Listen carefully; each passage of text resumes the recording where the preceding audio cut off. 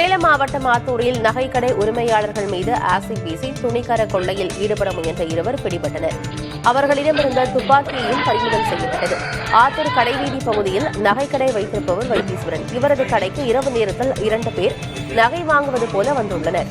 நகைக்கடை உரிமையாளர் வைத்தீஸ்வரன், அவரது மனைவி செல்லட்சுமி மற்றும் கடையில் பணிபுரியும் வசதி ஆகியோர் நகைகளை மேசையில் வைத்து காண்பித்துக் கொண்டிருந்தனர். அப்போது ஒருவர் திடீரென கையில் வைத்திருந்த பாட்டிலில் இருந்த ஆசிடை மூவர் மீதும் ஊற்றிவிட்டு நகைகளை கொள்ளையடிக்க முயன்றார்.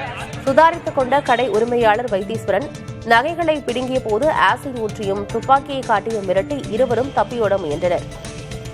அதில் ஒருவரை கடை உரிமையாளர் மடக்கி பிடித்தார். மற்றொரு நபர் கடைவீதி வழியாக தப்பி ஓடும்போது அந்த பகுதி மக்கள் விரட்டிச் சென்று 1 கிலோமீட்டர் தூரத்தில் மடக்கி பிடித்தனர். இதையடுத்து இருவரும் காவல் நிலையத்தில் ஒப்படைக்கப்பட்டனர்.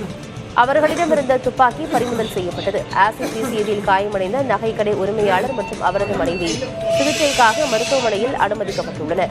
நகைக்கடையில் நடந்த இந்த துணிகர கொள்ளை முயற்சியின் CCTV காட்சியும் வெளியாகியுள்ளது.